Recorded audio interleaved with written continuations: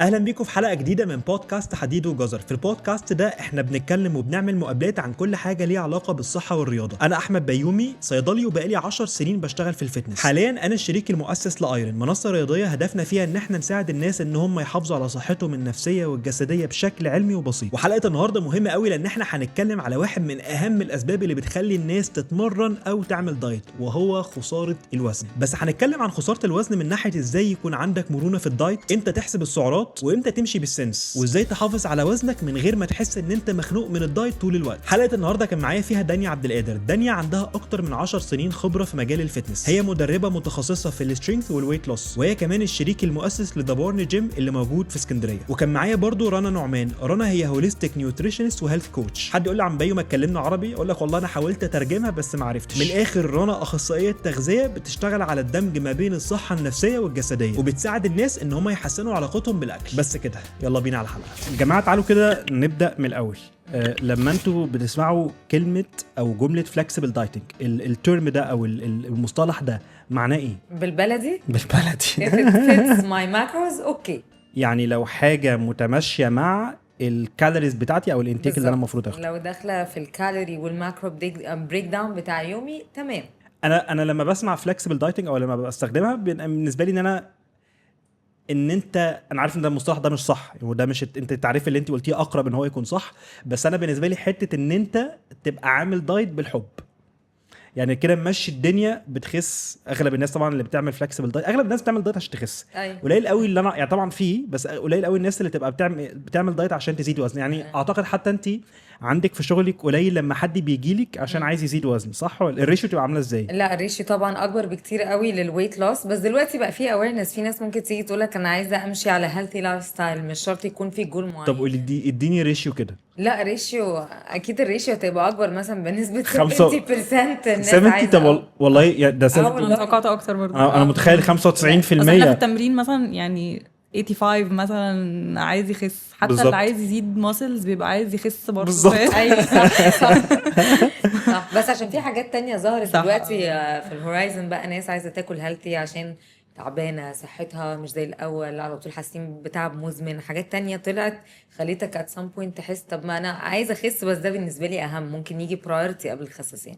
صح. طيب خلينا نبقى متفقين ان في اغلب الوقت الاغلب الناس 99% من الناس الموضوع دايما هيكون معتمد على السعرات اللي انت بتاكلها، الكالوريز، كالوريز ان كالوريز اوت. لكن مش كل الناس بتبقى عارفه تمشي على دايت. احنا عارفين ان الناس كتيره جدا بتحاول تمشي على دايت وبتفشل. الحاجه لما انت النهارده تتكلمي مع حد جاي لك في العياده وانت هتشتغلي معاه على نيوتريشن بلان الفتره اللي جايه، هل بتخليه يعد الكالوريز اول حاجه، ولا بالنسبه لك ان هو يعد الكالوريز ويحسب السعرات اللي المفروض يدخلها في يومه دي مرحله بتيجي بعد كده انت بتبصلها ازاي؟ كنت لسه انا ودانيا بنتكلم في الموضوع ده، ان احنا ازاي نلاقي سويت سبوت لينا في الموضوع ده. فدايما بيبقى على حسب انت الكلاينت اللي جاي لك عامل ازاي. لو حد عنده الى حد ما ايديا فممكن تمشيه على الانتويتيف ايتنج على طول، لكن لو حد جاي لك لسه متضر للنار ما يعرفش اي حاجه، هتضطر تمشيه على شويه ستراكشر اللي هو في الفلكسبل دايتنج، اللي هو هتقول له انا محتاجك مثلا انت تاكل قد ايه كالوريز وقد ايه بروتين وفات وكاربز، وممكن نسيب روم في حاجات ندخلها ازاي في البلان بتاعتك، بس موفينج فورورد عشان تدخله later on into the mindful eating. عشان الريستريكشن ده الى حد ما ريستريكشن بمعنى ان انت محتاج to weigh your food، محتاج تعرف انت بتاكل كام كالوري في اليوم. الحاجات دي لما بتطول this is not sustainable، وبتاخدنا في سكة تانية بقى ان ممكن في nاس يبقى عندها قابلية اكتر من حد تاني ان يتعرض ل eating disorder او disordered eating. فلازم هنا بقى الشطارة في ان انت تعرف مين تعمل معاه ايه ومين تبدأ معاه ايه. بس هي زي ما كنا لسه بنقول كلنا at some point كنا restrictive، بعدين رحنا لحتة flexible، وبعدين ابتدينا نروح لحتة المايندفul. بس الموضوع كان مشوار كده عدينا بيه كلنا. طيب في شويه مصطلحات انت قلتيها عايز بس اتاكد ان كل الناس فاهمينها. احنا اتكلمنا اول حاجه على الفلكسبل دايتنج وده شرحناه. فلكسبل دايتنج انا قلت تعبير بلدي كده مش تعمل دايت بالحب. بس انت قلتي مصطلح تاني اللي هو الانتويتيف ايتنج. هل بالنسبه لك الانتويتيف ايتنج والمايندفul ايتنج، عشان انت برضو قلتي المصطلح ده، الاثنين زي بعض ولا في فرق ما بينهم؟ لا يعني انت intuitive eating is the bridge to the mindful eating. انت intuitive eating بتبتدي تخليني انا كشخص اتعلم ازاي ابقى interact with my hunger and fullness cues. تبقى أعرف aware إزاي اول حاجه. تبقى aware بالظبط كده. منها you will shift into mindfulness بقى هتيجي فيها حاجات تانية بقى. يعني mindfulness this is I need to be aware اكتر بجسمي باحتياجاتي بقى، انا محتاج ان انا انام كويس قد ايه. it's like a holistic approach. يعني ده بيكمل ده. مش انا هعتبرهم الاثنين واحد. اعتبرهم الاثنين واحد سهل على نفسك. مش هعتبرهم الاثنين واحد. طيب لما هنتكلم دلوقتي انت قلتي برضو المصطلح مهم، حته ان الناس محتاجه ان هي توي الاكل بتاعها توي ان، ودي حاجه مش سستينبل وممكن توصلنا. في ناس بتبقى معرضه للديس اوردر ايتنج او ايتنج ديس اوردر. مش عايزين نخش في يعني عشان برضو ما نطلعش بره السياق الكلام بتاعنا، بس الايتنج ديس اوردر اعتقد هو اكتر الناس بتعاني من البنجنج، اللي هو الواحد ياكل اكتر من احتياجاته. وفي ناس طبعا الحته الاكستريم الناحيه الثانيه اللي هو ما بياكلش خالص، اللي هو الانوركسيا. وفي ناس طبعا اللي هي نوع من البنجنج اللي هو البوليميا، اللي هو بياكل اكتر من احتياجاته وبيحاول يتخلص من الاكل ده عن طريق ان هو بيخش يرجع او بيعمل اي حاجه من الحاجات دي. ان هو حتى في نوع من انواع البنجنج ان هو ناس بتبنج وبعد كده تنزل تتمرن بشكل مجنون الى حد ما. طيب عشان ننظم نفسنا دلوقتي، لو حد عايز يبدا دايت، انت قلتي ان كل واحد على حسب المرحله اللي هو فيها. داني انا عارف ان انت اكتر الوقت او اغلب الوقت انت بتحاولي ان انت دايما تاكلي بالسنس. حتى صح. لما استخدمت كلمه سنس انا حسيتك انت قوي، لان انا عارف ان انت بتحاولي واعتقد انت ناجحه فيها بشكل كبير. انت بقالك سنين بتعملي الموضوع صح. بالشكل ده. يعني حتى فاكر دايما ان انت بيكون عندك في روتينك لازم كل يوم مثلا تاكلي شوكولاته مع الشاي، حاجه صح. حاجه كده. انا روتينيه قوي يعني. ممكن افطر نفس الفطار، ممكن اتغدى نفس الغدا، ممكن احلي بنفس الحلو. يعني ممكن اعيش طول حياتي على نفس الروتين، بس في حاجات معينه لازم تبقى موجوده. يعني لازم يبقى في كوبايه شاي بلبن الصبح، لازم يبقى في شوكليت ممكن بعد الغدا وساعات بعد العشاء كمان. بس بقدر ان انا اتحكم قوي في البورشن. انا عندي بقى القدره ان انا اتحكم في البورشن لو انا عارفه ان انا هحتاج الشوكولاته دي قدام. فاهم قصدي؟ انا ببقى عارفه اني يعني انت لو عارفه ان انت تاكلي شوكولاته بالظبط بتعملي ايه بقى في الاكل بتاعك؟ مش بعمل حاجه قوي. يعني انا ببقى مثلا عارفه ان انا بورشن شوكولاته ممكن اكله في اليوم ممكن يبقى مثلا 4 سكويرز مثلا. ده توتال اللي ممكن اخده، ده ماكسيمم اللي ممكن اخده في اليوم. ببقى لو في قاعده مثلا عايزه اكلها على مره واحده، انا نفسي دلوقتي اكل حاجات حلوه كتير، فانا هاخد ال4 سكويرز مره واحده. لو في يوم اخدت 2 سكويرز او 1 سكوير ذاتس ات، انا حاسه ان انا ساتيسفايد. واللي هو ببقى باكله وببوز كل حاجه تانية عشان انا عارفه ان انا دي حاجه اي انجوي. انا عارفه ان الشوكولاته دي دلوقتي انا حاجه بحبها، حاجه انا اي انجوي. فمش باكلها مثلا وانا بتكلم مع حد او انا بتفرج على التلفزيون، لا I'm fully aware بالشوكولاته وهي داخله بقي، وممكن اغمض عيني وانا باكلها. هو ده المايندفولنس بالظبط this is يعني انا عارفه ان this is something I enjoy. انا عارفه ان انا التيست بادز بتاعتي هتفرح قوي دلوقتي، فبحاول ابقى present قوي وانا باكلها. اليوم بقى خلص على 4 سكويرز من الشوكليت، خلص على 2، خلص على 1. انا بخلص وقت ما انا اكون satisfied. بس انا عارفه الماكسيمم بتاعي، عارفه ان انا اكتر من كده ممكن يزيد شويه عن حد، ممكن تفتح مني الكالوريز بتاعت النهارده. عارفه ان ده ممكن ما يكونش اصح حاجه. ممكن واحد ياكل الفول بار عشان يبقى satisfied ويبقى برضو within الكالوري انتيك. بس لسه كنت بقول لرانا انا حاجه في النص. انا ولا انا بعد الماكروز والكالوريز بالظبط، بس انا عارفه بالسنس انا المفروض اكل قد ايه. بس انت ما كنتيش دايما كده صح؟ لا، كنت ريستريكتيف قوي في فتره كبيره من حياتي، بالذات في الشوجرز والكاربز بصفه. اللي هو كاربز قصدي رز ومكرونه وعيش والحاجات دي. يعني كنت ممكن اكل مثلا فاكهه، كنت ممكن احط عسل على اليوجرت، كنت كده. بس مثلا رز عيش ده نو واي يعني. كنت وقت طويل قوي كده وحسيت ان انا مش مبسوطه خالص. ولما بدات انتروديوس الحاجات دي اللي هو شويه صغيرين، حسيت انه ايه ده، مفيش حاجه بتحصل يعني. اللي مش اخر العالم، عارف؟ ايوه صح. فمن هنا بدات ان انا افكر باسلوب اللي هو اكيد انا بعمله ده غلط. اكيد انا الريستريكشن الجامد قوي ده مش هيوصلني لحاجه في الاخر وهيخليني مش مبسوطه. فبدات ان انا اتفتح شويه. ومن هنا دخلت الحته ان انت تحاولي تعملي الموضوع ده بمرونه اكتر. بالظبط كده. ورانا اعتقد برضو انت نفس الفكره صح؟ انت برضو كان في فتره كنت ريستريكتيف قوي جدا في الدايت. كنت بوزن اكلي جدا. بس انا بالنسبه لي الفتره دي عملت لي اكتئاب سيريسلي يعني. لا it was never sustainable، وكان بيجي لي binge eating episodes رهيبة، وكنت حاسة ان انا من بكرة هبتدي دايت، فلازم النهاردة بقى اكل كل اللي في نفسي، فكنت باكل way far behind my physical hunger لحد بقى ما الحمد لله عقلت. انت عارفه ان انا اعتقد من الاسباب اللي انا برضو عديت بالمرحله دي، من الاسباب اللي خلتني يحصل لي دايما الحته ان انا اوقات باكل كتير جدا، بالذات لما اكون عارف ان انا بكره اول يوم في الاسبوع، حته التشيت داي والتشيت ميل ايوه دي كانت بتدمرني. اه ومع انها كانت بوبيلارايز او كانت مشهوره جدا في المجتمع بتاع الرياضه والفتنس والدايت، ان انت تعمل دايت 7 ايام في الاسبوع وتاخد شيت ميل. حتى لما كانت بتيجي عندنا احنا بقى في مصر، لما مصرناها احنا ودكاتره الدايت كانوا بيعملوها برضو بالطريقه دي، اللي هو اليوم صح. المفتوح، صح صح. وانت تروح وتفجر الدنيا. وانا حتى يعني انا رايي الشخصي، حتى الناس اللي بتقول يا جماعه مش مفروض يبقى يوم مفتوح، مفروض تبقى وجبه، انا شايف برضو ان الابروتش غلط. ده طبعاً. رايي الشخصي، طبعا ان حته ان انت بتبص للاكل ان فيه تشيت، ان انت دلوقتي بره غلط، ومفروض ان انت بتعمل حاجه من المحرمات. هي الكلمه نفسها اصلا لا 100% cheating يعني.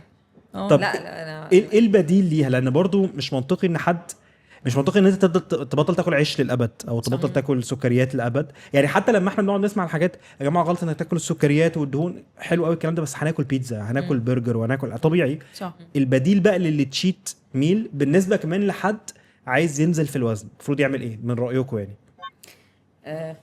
انا هتكلم اكيد برضو مش حاجه علميه قوي، فانا بس حاسه انه كل الاكل ممكن ناكله، يعني مفيش اكل غلط واكل صح، بس في اكل ممكن ناكل منه زياده، وفي اكل ممكن ناكل منه اقل شويه، في اكل ممكن ناكل حته صغيره بس، علشان مش كل الاكل بنفس الكالوريز. الخس مش زي الشوكولاته، مش زي الرز البرام، مش زي الرز المسلوق. فيعني لو انا عارفه انه في النهارده في العزومه رز برام، اكيد مش هاكل زي الرز المسلوق اللي انا بوزنه في البيت، اكيد هاكل بورشن اقل شويه، بس مش هاكل خالص، ما انا برضو لازم اكل. فاهم قصدي؟ فانا حاسه ان اللعبه كلها في كنترولينج البورشن سايز بتاع كل وجبه او بتاع كل اكله. ده حاسه انه دي حاجه، لو انا نفسي في بيتزا يوم ممكن اكل بيتزا، ممكن احاول ادخلها في يومي من غير ما اثر جامد قوي على البروجرس بتاعي، بس في نفس الوقت انا مش هاكل بيتزا كل يوم، انا كده برضو مش هوصل للهدف بتاعي. بس صح، بس لو في يوم انا اكلت بيتزا، اكلت كميه قليله، تاني يوم انا اكلت رز وملوخيه، اللي هو عادي، بس ممكن اكل كميات كتيره، كالوريز تزيد. ممكن في يوم اكل زبادي عادي، اكل جريك يوجورت بس ادشمله عسل. فممكن الحاجات دي كلها تأدب في الاخر اللي تخليني الاقي ان الرحله بتاعتي في خساره الوزن هي مش تحرك، صح. او ان انا ثابت، مع ان انا المفروض باكل هيلثي، باكل اكل صحي، صح. بس هو اكل صحي ملغم بالسعرات في النص. صح. في الحاجات دي over eating your healthy calories. فهنا بقى نرجع الحته اللي في الاول، ما الراجل او الشخص يعني، او الولد او البنت اللي قلت له يا باشا امشي بالسنس وبالمرونه وخير الامور الوسط والحاجات دي كلها، ما هو برضو مش بيوصل لحاجه. عشان كده بقول لك دايما الفلكسبل ايتنج، بس في ستراكشر معين. لما بيجي لنا كلاينت مثلا، اول حاجه بنعملها بنديله بلان. البلان دي بيبقى شايف فيها كل حاجه قدامه، فيها كام كالوري بيتخض، يعني ايه ده، معقول الثلاث بلحات فيهم كل ده، معقول معلقه العسل فيها كل ده. بيبتدي يبقى فيجوالي اوير، خلاص انت خليته فيجوالي اوير بكل حاجه، يو موف فورورد بقى تو listening to your body وكده. لكن ما ينفعش حد زي ما قلت لك تاخده من الدار للنار، ما عندوش فكره، مش فاهم ان لفه العسل دي غير لفه العسل دي، فاهم؟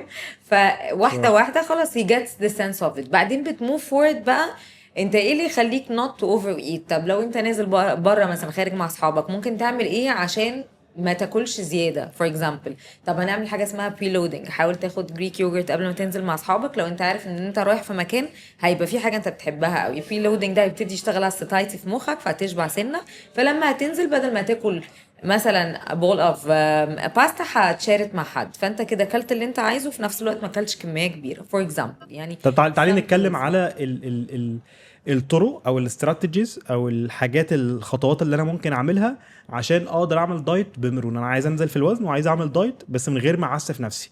قولي لي كل الطرق اللي انا ممكن استخدمها كواحد ماشي في الرحله دي. بص، مبدئيا ان هي مش اكل بس، لان انا ممكن لو انا نومي مش مظبوط وعندي ستريس ستريس ليفل عالي قوي ما دام اثر على هرمونات الجوع والشبع بتاعتي، فانا غصب عني باخد قرارات غلط. فهي كولكتيفلي بس انا برضو مش هعرف احل كل حاجه واحده واحده. ما انت تبتدي واحده واحده تشوف طيب ماشي ممكن تحاول تظبط ده ازاي، بس انت مش هينفع تظبط الاكل لوحده برضو يعني. لو ما ده انا جاي لك والكريدت كارد التانية خلصانه مش عارف اسددهم اوكي وعليا فلوس قد كده ومضغوط جدا في شغلي، فطبيعي ان هو الاستريسرز دي يعني هتكون ممكن تكون هتاخد وقت طويل عشان تتحل. بس هو عايز يخس وانتي حاسه ان هو عنده فكره او ان هو خلاص في بوادر ان هو فاهم شويه في حته الاكل والبروتين والكاربز وكده.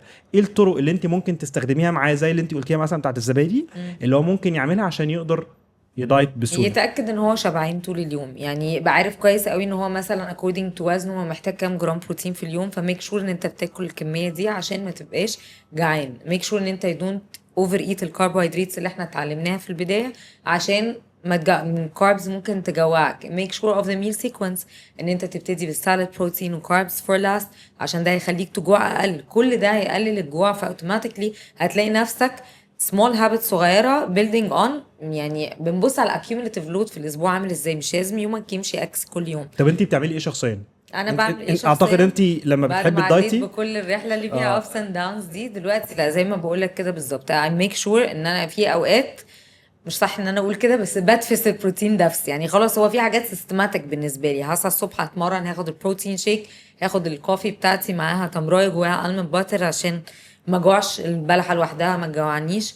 بعدين الميك شور ان انا هاخد معايا سناك في الشغل هيكون فيه بروتين، ده حاجه مهمه جدا. وبعدين لما ارجع لازم وجبه السناك في الغداء. الشغل بيكون بروتينه ايه مثلا؟ يعني ممكن اخد معايا بيضتين مسلوقين مثلا، ممكن اخد تونه سالاد او حتى تونه ساندويتش عادي، ما عنديش مشكله. روز ممكن اقطعها ثواني، ايه السر ان البيض المسلوق بيشبع اكتر بكتير من البيض السكرامبل بس؟ بصي ميديكلي ما عنديش فكره، بس هو الموضوع ده فعلا حقيقي. انا بالنسبه لي يعني لو حد عايز يشبع لازم لو حد عايز لو كان رايي الشخصي انا بس انا برضو بالسنس يعني اعتقد عشان البيض السكرامبلد او المطبوخ ده بيكون بروسيسد. مش قصدي بروسيس ان هو حاجه وحشه بس هو كلمه بروسيس معناها ان هو عدى مرحله ان هو ممكن حصل اتس رو فور ممكن بالزبط. على فكره ممكن فبقى اسهل في الهضم واسهل ممكن. في الدايجستشن، فعشان كده تصدق ميك سنس. ده تخيل عمري فكرت فيها كده بس ات ميك سنس قوي. زي بالظبط. عارفه افكر في ايه؟ في البطاطس المشت والبطاطس لما تاخديها بيكت زي ما هي كده بحس انها بتفرق جدا. صح. اي حاجه بتبقى اسهل في الاكل بتبقى. طب كملي طيب بعد البيض المسلوق اللي في الشغل. طب يا جماعه قبل بس ما نكمل الحلقه بتاعتنا عايز افكركم بحاجه. لازم كل يوم ناكل كميه بروتين كفايه. احنا بنحتاج تقريبا كل يوم بروتين مره ونص وزن جسمنا، وواحد من احسن مصادر البروتين هو جوهينا جريك يوجرت. العلبه الواحده فيها 15 جرام بروتين معموله بالطريقه اليوناني الصح بدون اضافات او اي مواد حافظه. تقدر تاكله على الفطار كسناك سريع او حتى تعمله دريسنج للسلطه. فلو انت بقى عايز تخس تحافظ على وزنك او تزود عضلاتك جوهينا جريك يوجرت هيسهل لك حياتك. تعالوا بقى نرجع نكمل الحلقه بتاعتنا. هرجع بقى هتغدى في البيت، هاخد سلطه وبعدين هاخد اي نوع بروتين موجود في البيت، هاخد خضار حتى المصري اللي مطبوخ اللي بعمله الولاد عادي مش حاجه مختلفه. بس السيكونس بيفرق جدا. كل ما بتبتدي بالسلطه الفايبر ده بيملاك، فهتلاقي نفسك بتاكل كميه اقل من الرز. طب لو انا باكل ساندويتش او احنا زي المصريين بنحط كله على بعض، اعمل ايه؟ ميك شور بس انت تاكل شويه سالاد في البدايه وبعدين خش على الطبق واحط كله على بعض عادي. حتى لو بتاكل ساندويتش مش لازم تديك كونستراكت، بس ميك شور انت بتاخد حاجه فيها هاي فايبر في البدايه وبعدين تاكل تويكس صغيره بس ممكن تشبعك ازيد. بس وبالليل دايما اسهل حاجه في العالم جريك يوجرت عشان اسرع وبيريح قوي بالليل، ما مش تقيل وجود فور دايجيشن وخلاص از ايزي بيزي. في ايام بقى هنزل اتعشى مثلا مش هاكل جريك يوجرت عادي، ساعتها بقى ممكن ابدل ممكن ما يعني هي زي ما دانيا كانت بتقول سنس. يعني خلاص انت خارج بالليل مش لازم بقى تتغدى في البيت، يعني خلاص اعمل حسابك ان انت هتاكل بالليل واعمل نفس السيكونس. خد الجريك يوجرت بتاعك قبل ما تنزل يشبعك سنه عشان نوت اوفر ايت. هتروح مكان اطلب ان شاء الله ادمامي في البدايه كده حاجه بس تشبعك سنه. ايه اللي انت قلتيه؟ فول الصويا. ماشي ترمس فاهم انا معاك يشبعك سنه وبعدين تخش بقى تلاقي نفسك ديفنتلي مش هتاكل الكميه اللي انت متعود عليها. فسلايد ديفرنس. فاهم قصدك. بس الحته اللي انت قلتيها ان الناس يعني انا اعتقد ان من المهارات المهمه مش عشان هي فيها فايده بس ان انت توزن اكلك وتعرف الكالوريز اللي انت بتاكلها دي مهمه جدا.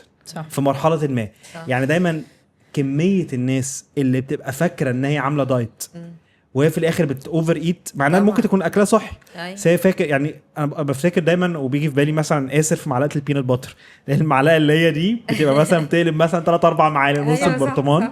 فالكالوريز بتبقى السعرات بتبقى كتيره قوي من حاجه انت ممكن اصلا بس عشان الميجرنج الطريقه اللي انت بتوزن صح، بيها صح. الطريقه اللي هو انا اكلت شويه رز ومعاه فراخ، ممكن شويه رز ده يكون 20 معلقه. صح. لان برضو كلمه شويه دي ممكن تختلف من حد لحد. اصلا كونك تقول شويه ده معناه ان انت اصلا مش اوير انت بتاخد قد ايه. فلما 100%. اول ما اسال اي حد صح. بتاكلي ايه على الغدا مثلا ويقول لي مش عارف ايه وشويه رز صح. ايوه يعني الشويه دول قد ايه؟ تقولي ما اعرفش. فاصلا كلمه ما اعرفش او كلمه شويه دي نرجع تاني للي هو الجول بتاعنا اللي هو اويرنس. انت لازم تبقى اوير انت بتاكل قد ايه وده ايه وقد ايه. ما هو في الاخر هي دي عشان كده هو ده واحده من اسهل الطرق، بس هي اسهل كبساطه بس هي مش اسهل كاكسكيوشن. هي بسيطه ان انت لو حد عايز يدايت او عايز يبدا يخس، انا بشوف ان هو لو بدا يعمل تراكنج للي بياكله وما يغيرش حاجه. صح. اعمل تراكنج اللي بتاكله وبعد كده من هنا سهل جدا. هو لو حد جه قال لك انا باكل 2500 كالوري وعايز اخس، اسهل حاجه في الدنيا. ووراكي اللوج بتاعه خلاص انت عارفه انت هتشيلي ايه وتحطي ايه. لكن المشكله ان احنا مش بيكون عندنا فعلا الوعي ان احنا نبقى عارفين السعرات او الكميه الاكل او انواع الاكل اللي احنا بناكلها. عشان كده في ناس كتير قوي بتاندر ريبورت، بتبقى فاكره انها تاكل اكل قليل بس هي في الحقيقه وده على فكره اللي بيخلي الناس تفتكر يقول ان عندي مشكله في الميتابوليزم. يعني طبعا في ناس بيكون عندها مشكله في الميتابوليزم بس اغلب الناس ما عندهمش المشكله دي. صح. اغلب الناس مشكلتهم ان هم بيبقوا مزودين في الاكل. بالظبط. طيب انا هقول لكم على شويه حاجات انا بعملها بالحب 100% بالبلدي. بس ان انا لما بدايت انا بطلت اوزن من زمان عشان نفس التجربه اللي انتم مريتوا بيها. فانا اصلا ولا طايق نفسي ولا طايق الميزان. سمعت على الهاند بورشن كنترول جايد دي؟ بصي طبعا عديت عليها يعني في فتره كمان بي ان برسيجن نيوتريشن. حاسس ان هي يعني حلوه بس مش هعملها يعني. بس انا هقول لك انا مش هعملها انا ليه. انك توزن اسهل بس انا مش تنفع معايا ليه. مش هينفع مع شخصيتي انا لو هوزن انا هجيب ميكروسكوب. أيوة مش هوزن بميزان انا هوزن بقى الوزن الصح بقى. أيوة. لكن ان انا بالسنس كده لا خلاص يبقى انا هعملها يعني. يا اما انا همشي كله فلكسبل همشي كله بمرونه، يا اما انا همشي كله ريجيد او طب ولينا بتعمل ايه؟ ستريكت. بعمل كذا حاجه، اغلب الحاجات طبعا بسيطه بس اقول لكم انا بعمل ايه. اولا من اكتر الحاجات اللي بتنجزني ان انا اعمل تايم ريستريكتد ايتنج. ان انا اقفل ويندو معينه في اليوم تريحني ولا اوجع دماغي ولا اي حاجه. حته ان انا اقفل 4 ساعات في اليوم ما باكلش فيهم، اللي هو عاده بيكونوا قبل ما انام 3 ساعات او 4 ساعات على حسب يعني مش شرط. دي بتريحني جدا انها بتقفل لي بتموت لي كميه اكل. الحاجه اللي بعد كده ان انا باجي على واحد من الماكرو نيوترينتس وادفسه. عاده طبعا بيبقى الكاربس بس انا بدفسه برضو بذكاء. يعني انا مش بموت كل الكاربس، بموت اغلب الكاربز اللي جايه من المكرونه والعيش. كده مكرونه والعيش بقتلهم خالص. ليه؟ عشان بيريحني لان هم بيبقوا عاده مليانين كالوريز فبنجز نفسي وبعتمد على الفاكهه. بس البطاطا انا بحبهم فاوقات بدخلهم. الايام اللي بحس ان انا اتمرنت فيها جامد او بقالي كذا يوم بتمرن جامد ساعتها ببدا انتروديوس رز. وباكل رز بالملوخيه، رز مش عارف بالاكل الخضار المصري العادي. بس برضو ان انا اموت حاجه معينه دي بتنجزني جدا. الحاجه الثالثه ان انا لازم اكل طبق سلطه ابن لذينه. حاجه يعني اللي هو ايه يا ابني كل السلطه دي مش طبيعي. جماعه الفايبر سحر والله العظيم سحر. فالفايبرز دي بتفرق معايا جدا. طبق سلطه واحط عليه دريسنج لو كالوريز وعليه خضار، ده زي شبه الوجبه اللي انت بتاكليها في نص اليوم بتاع سلطه التونه دي. بتفرق معايا قوي قوي قوي قوي. بس هم دول الحاجات اللي انا زمان كنت عايشه مع اهلي. مامتي لما تسمع القصه دي هتقعد تضحك. بس لما كانت بتطلب مثلا في حد كان بيجيب لنا الخضار ومش عارف ايه خيار وجزر ومش عارف ايه، فكانت بتطلب اللي هو بالكيلوهات كل كذا يعني كل مثلا يومين 2-3 كيلو جزر. فهو الراجل اللي بيجيب الحاجات هو مش فاهم هو مين عندك في البيت يعني عندكم مزرعه لا نشتري بقى. فمامتي تقعد تقول لي هو محدش هيبقى فاهم الكميه اللي احنا بنطلبها عندنا في البيت دي مين بياكلها ولا علشان ايه. يعني انت طول عمرك بتحبي تاكلي خضار قوي؟ لا يعني انت اتربيتي على كده ولا طلعتي لقيتي التيست بس بتاعتك كده انا اتربيت في بيت اللي هو لازم سلطه على الغداء كل يوم. لازم حتى لو شبعت لازم اخلص البروتين. وانا حاسه ان الحاجتين دول انا هعلمهم لاولادي لان الحاجتين دول فعلا حاسه انه كانوا مهمين قوي يعني في الاويرنس بتاعي كطفله، اللي هو ان الخضار مهم والبروتين مهم. بس انا برضو الوقت اللي كنت ريستريكتيف قوي في الكاربز فيه وفي السكر، كنت مش لاقي حاجه اكلها مع البروتين بتاع الغداء، فكنت بعمل بول خضار مشوي عملاق ومدفسه فيه بقى شيش طاووق، اي حاجه اي بروتين. فكنت باند اب باكل بول خضار ايا كان بقى ايه الخضار، جزر كوسه بروكلي وات ايفر، وحشره فيه بقى شويه بروتين، وهو ده الغداء بتاعي، مش باكل بقى اي حاجه تانية. فطبعا كميه خضار مهوله، يعني لو كنت قللت الخضار شويه وحطيت معلقتين رز كانت هتبقى نفس الكالوريز وانا مبسوطه وكلت كل حاجه. فدي كانت النقله بتاعتي مثلا في الغداء بتاعي، بدل هيوج بول اوف خضار، حتى كمان مش سلطه. يعني انا عارفه انه الخس او الجرجير او الحاجات دي فيها كالوريز اقل شويه من الجزر والحاجات دي طبعا.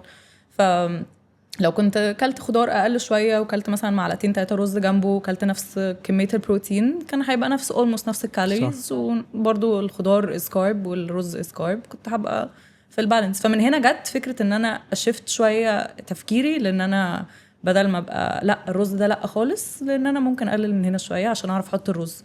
فانت علشان تعرف تحط حاجه لازم تقلل من حاجه تانية. صح 100%. صح 100%. من الحاجات برضو اللي انا بلاقيها، انا لما انا بفكر في حته الفلكسبل دايتنج وكده، اكتر مشكله انا بحس بيها، لان انا دايما ببقى عايز كل حاجه انا حاسبها ووازنها ومتحكم. انا دايما انا عندي هوس بالتحكم في اي حاجه حواليا. فلما بوزن نفسي ومش بلاقي ان انا بنزل بالريت المنطقي اللي هو الطبيعي، اللي هو انت المفروض تنزل مثلا ومن 0.5 to 1.5% من وزنك كل اسبوع، فساعتها بعرف ان في حاجه غلط. ما الحاجه دي يا اما انا مش بتحرك كفايه على مدار اليوم، يا اما انا باكل زياده وانا عامل نفسي ان انا باكل هيلثي.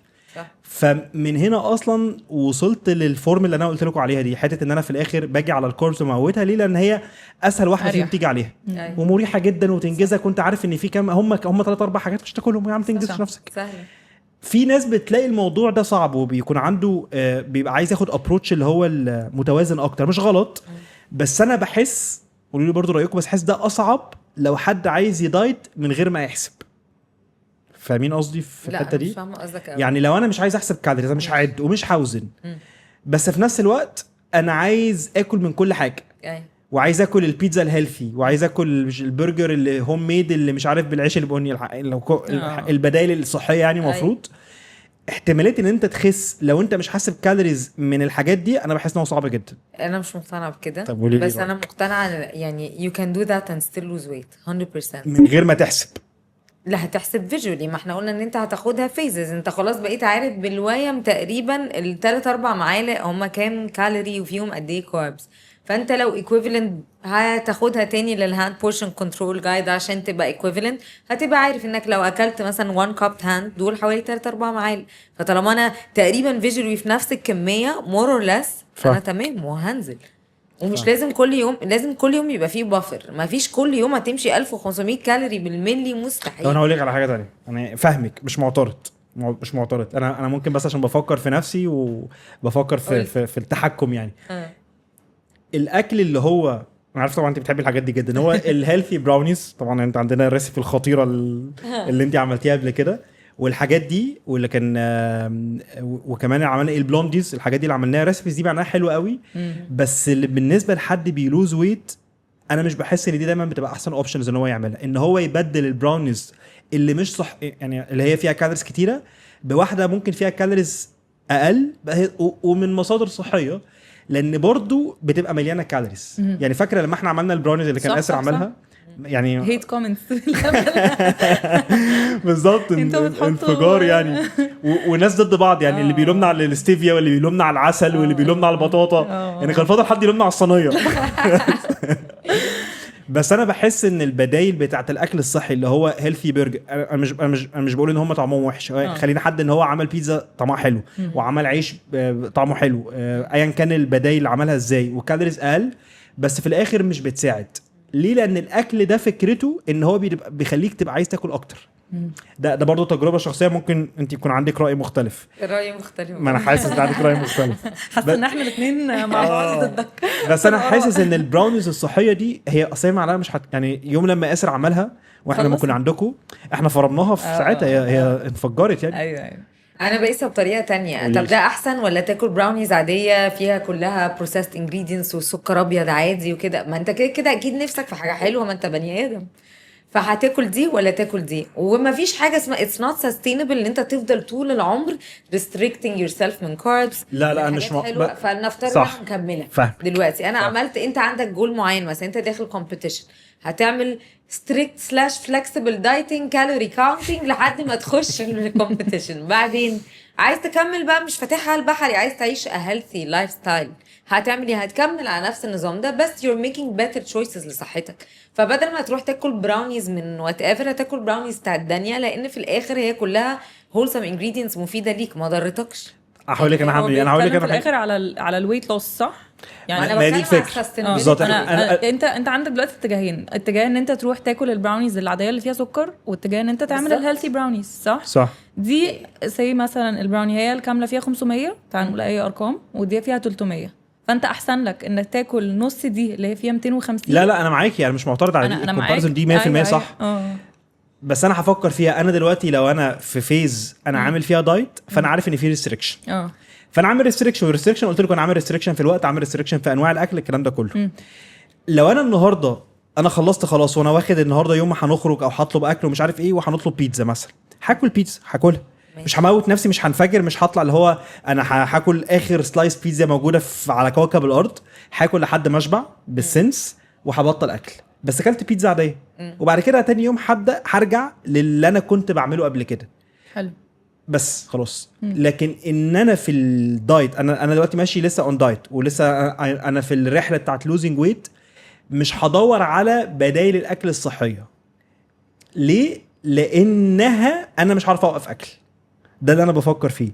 يعني انا مش، انت حاسه ان هو تو ريستريكتيف ولا انا بيتهيألي؟ انا حاسه ان ده كان تفكيري انا ايام طبق الخضار بالظبط كده. لا اللي انا بفكر فيه ان لو الاكل ده هيكون مش هيبقى سهل عليا ان انا اوقفه، يبقى probably الاكل ده مش المفروض احطه. انت اضرب نفسك، بس انت لو عرفت ان انت مش محروم من الاكل ده هتعرف ما انا مش تكنترول. محروم منه، لان انا معوز اكله باكله، ما دي الفكره. لا، ان انت تاكله in moderation. ما انا يعني- اكلت المودريشن. ما انا قلت لك لما انا عاوز تاكل بيتزا، انا بقول لك، انا بحكي لكم على تجربتي الشخصيه. أيوة. لما عاوز اكل بيتزا، كلت البيتزا وخلصت، وبعد كده خلاص اليوم خلص، وتاني يوم رجعت تاني للي انا كنت بعمله. ما حصلش. المشكلة؟ بس ما فيش مشكله. انا بتكلم، المشكله هو قصده انا لو هاكل حاجه على صحها بقى، يعني هاكل لا يعني براونيز يعني انا حلوة، انا عايز اكل كنافه، هاكل بسبوسه، أيوة. مش هاكل بدائل بالظبط. حلول يعني. عايز اكل بيتزا، هاكل بيتزا. اوكي. بس كده أيوة. قصدي كده. يعني لما بعوز اكل برجر، بعمل برجر في البيت وباكله. ففي الاخر برضه هاخد التجربه اللي انا كنت عايزها، بس في الاخر قصدي من غير ما اكون، اللي انا قصدي عليه في الاخر ان الحاجات اللي شبه اللي هي المفروض بتبقى صحيه هي برضه مليانه كالوريز. صح. ففي الاخر هي ممكن تعطلك طبعاً. عن انك توصل اللي انت عايزه. وده اللي أنا قصدي عليه. لا الفكره دي 100% طبعا 100%. وفي حاجه انا كلاينتس بيقولوا لي انا جبت عيش كيتو، فما تقلقيش ده يعني مش هيعمل حاجه. كيتو فيه برضو كالوريز، بالعكس هو بس شال الكاربز من حط مكانه العيش فات. وحط مكانها فات، مش معمول من الهواء. يعني الناس بتبقى فاكره انه بس الاكل فيه ليبل عليه، ليبل ان هو هيلثي او كيتو او مش عارف ايه، فهو ده اوتوماتيكلي الكالوريز بتاعته اقل، وممكن يبقى طعمه اوحش. يعني لو جبت عيش بلدي الحلو بتاعنا اكيد هيبقى احلى، طعمه احلى من العيش الكيتو اللي هو اصلا مش بيتفتح، هو شبه البانكيك اصلا لو انت سبته مش هيبوظ. يعني نو اوفنس على اللي بياكل عيش كيتو، بس يعني فاهم قصدي، العيش البلدي احلى اكيد لو انت بتغمس اي حاجه عيش بلدي. بس انا ماي اكسبيرينس بصراحه ان انا اهم حاجه ان انا اتخلصت من الفود نويز. يعني خلاص ده يعني مين فيكم ما كانش بيفكر طول اليوم هياكل ايه ومش هياكل 100%. فهو خلاص ما بقيتش عايزه احس انه ده ينفع اكله وده ما ينفعش اكله، عشان ده بيرجع لي الفود نويز. قاعده افكر طول الوقت انا هعمل ايه. فخلاص لا، انت فكر انت ممكن تقعد ايه في يومك كويس، مش انت ممكن سبتراكت ايه. طب انا ممكن النهارده اشرب ميه اكتر، اتمشى اكتر، اعمل مور ستيبس، هعمل شويه تلت ساعه انكلاين بعد ما اخلص تمرين، حمده. لكن انا مش عايزه اعسف نفسي. وفي نفس الوقت بقيت اللي خلاني انا personally اغير فكرتي ان انا بقيت the belief behind the behavior. انا بقيت احس مثلا انا بتعب قوي لما اكل اكل معين، وبقى inflamed وبقى مليانه ووتر ريتنشن، مش عارفه البس دبلتي، في حاجه غلط. فخلاص بقيت حاسه ان انا مش عايزه اروح للاكل ده، مش عشان محرومه ولا عشان حد قال لي مش المفروض تاكليه عشان تخسي، انا مش عايزه اروح له عشان انا بقيت مور اوير اوف ماي بودي، فبقيت حاسه انه بيتعبني بجد، فمش عايزاه في اضيق الحدود، عايزاه لما اسافر، عايزاه لما اندلج في حاجه بس يعني حلوة قوي. مع اللي انت بتقوليه ده يعني مساوئ، بس هي في نفس الوقت مميزات، لان هي بتديكي فيدباك على طول. بالظبط. يعني جسمك بيديكي فيدباك على طول، فانت مجبره. عارفه عامله زي إيه؟ لما حد ياكل حاجه ويطلع له حبوب في وشه، ايوه فانت بطل تاكلها عشان انت اصلا أنت عارف عارف ان بالظبط الداون سايد كده. ده بالظبط مش كده. مش ههلك فيه اصلا. بس هو انا اصلا ما كنتش زمان بركز وما كنتش اعرف، يعني طول عمري بطني بتتنفخ وما افهمش في ايه، اجي اخرج البس مثلا بنطلون هاي ويست الاقي نفسي منفوخه مش عارفه ليه، ابتديت اكتب لحد ما بقيت عارفه انا بتنفخ من ايه، انا ايه اللي بيتعبني وايه اللي بالنسبه لي مش اوكي، فابتديت ابعد عنه، فبقى في بليف بيهايند الاكل صح. مختلف عن انه الاكل مجرد بليجر او باد اور جود فود. فانا كرنا ده اللي صلح علاقتي مع الاكل، معرفش فاهم it's different for everyone بس this is how I felt. ممكن اللي بيتعب رنا ما يكونش بيتعبني. يعني انا بالظبط. طول عمري كنت فاكره من اول ما الموضه بتاعه اللاكتوز فري والنات ميلكس والحاجات دي طلعت، وانا خلاص مفيش حاجه اسمها محدش بيشرب لبن عادي، ده انا لازم يا اما اجيب المند ميلك يا اما اعمله في ده البيت ترند. يا اما كده. وبعدين في فتره بدات اشرب لبن عادي في القهوه بتاعتي بره، لقيت ان انا عادي ولا ببقى بلوتد ولا في لاكتوز انتوليرنس ولا في اي حاجه، انا زي الفل. طب هو انا ليه بجيب لبن المند في البيت؟ ليه؟ طب هجيب لبن عادي. ومن هنا برضو كل يعني الريستريكشنز بتاعت اللبن على الكوفي بدات انها تتغير. طب انا السكيم ميلك مش بحب طعمه قوي على القهوه، وانا اصلا مش بحط لبن غير على القهوه بتاعت الصبح بس، مش باكل لبن تاني في اليوم. طب ما انا احطها فول كريم، انا احط اصلا نقطه بس يعني، فاهم؟ هو ده الفلكسبيليتي اللي انا شويه بحاول ان انا اطبقها في حياتي، ان هو لو يعني في حاجه. حاسس ان احنا متفقين كلنا على حته ان انت تنكلود الاكل اللي انت عايزه صح باقل كميه تعمل اقل اضرار، صح او اكتر كميه تعمل اقل اضرار. انا قصدي حاجه بالشكل ده، بالكميه المناسبه بالنسبه لك، اللي هي تبقى- المناسبه، اللي هي في الاخر انت يعني انت مثلا لو الشوكولاته مش تاكل كميه شوكولاته لحد درجه ان مثلا يا اما تضايقك مثلا في حاجه، في لبس، في هدوم، في شكل، صح. فانت عارفه ان الجرعه بتاعت الشوكولاته دي انت كده تمام. بالظبط، انت كده بقيت مايندفul بالظبط. ولسن تو هي دي الفكره، ان انت بقى عايزه تعرفي تعمليها من غير ما تحسبي. بالظبط. هي دي. او بس مثلا عشان اقطعك في موضوع الشوكولاته ده تاني، انا عارفه ان معظمنا بيبقى نفسنا في الشوكولاته، يعني اللي كل الناس. بالظبط، يعني اللي مش بيحب الشوكولاته في مشكله، لازم نروح نشوف ايه المشكله. بس لو انا مثلا بحب الشوكولاته وانا عارفه انه زي ما قلت لك على الاربع مربعات دول اراوند، مثلا لو انا متعوده على شوكولاته معينه هتبقى في حدود 120 مثلا 120 كالوري او 150 كالوري، ده فور اكزامبل. طيب لو انا مثلا في وقت انا ما عنديش الشوكولاته دي بالذات، بس رحت السوبر ماركت وخلاص انا نفسي في حاجه دلوقتي حالا فيها شوكولاته، وعادي وارد، انا مش دايما ماشيه في الشوكولاته بتاعتي في جيبي، فانا ممكن الفلكسبيليتي تسمح لي ان انا عارفه ان الشوكولاته دي فيها 120 كالوري، فانا انا عارفه انها مش اصح حاجه، بس هاخد اي شوكولاته فيها نفس الكالوريز وهاكلها، وفي الاخر انا ما بوظتش البروجرس، ما بوظتش الخطه بتاعتي بتاعت اليوم، انا نفس الكالوريز بالظبط اللي انا باخدها من الشوكولاته في اليوم الطبيعي خدتها من سوبر ماركت، وهي نفس الكالوريز، ما بوظتليش البروجرس بتاعي ولا بوظت لي السيستم بتاعي وحتى ولا لو أي حاجة. عطلتك يوم هي ولا حاجه. بالظبط. انا بس بديك اكزامبل ان هو برضو يعني ممكن لو انت عارف رفلي، لو انت بتحسب حتى السناك بتاعتك او البليجر بتاعك اللي هو الشوكليت كام طب ازاي كالوري. تخلصتي من احساس الجلد بقى؟ زمان لما كنت فيري ريستريكتيف اكيد كان عندك جلد جدا ازاي جداً. بقى يو ما كنتش باخد 4 سكويرز، كنت باخد 1 سكوير، والفكره اللي يعني الناس اللي معايا في الشغل كانوا يعني في الجيم كانوا بيشوفوني جايبه علبه صغيره قوي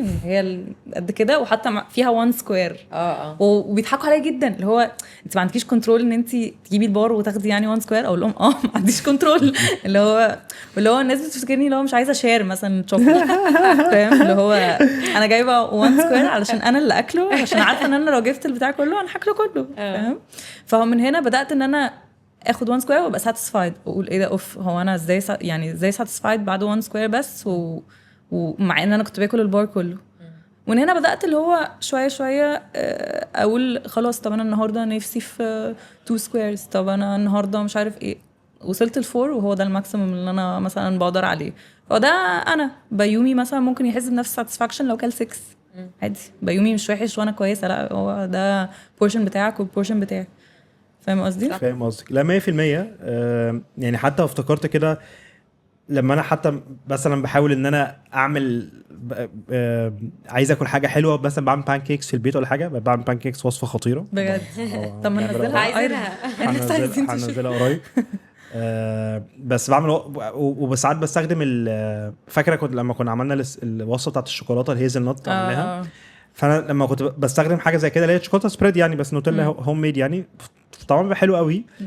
طبعا مليانه كالوريز، في الاخر هي نوتس فجايه مليانه كالوريز، بس ستيل انا مش عارف هل ده ممكن يكون ليه علاقه، لان انا لما بعمل حاجه حلوه فده لوحده بيديني ساتسفاكشن. عارفه الاحساس ده؟ ايوه اللي انت لما عامله حاجه بغض النظر يعني ايه اللي حصل، بس كمان لما مراتي وابني بياكلوا منها هم تعجبهم جدا وتعجبني، فده لوحده اصلا ساتسفاكشن. انا حاسس اصلا يعني، طبعا انا بطلع بتطرق لحاجه تانية، بس بحس ان الواحد لما بيعرف يطبخ مش طبعا مش جامد يعني، بس قصدي زي حالات يعني اللي هو بيعمل الاساسيات وبيطلعوها كويس، ده بيدي نوع من انواع الساتسفاكشن رهيبه في الاكل. صح طبعا.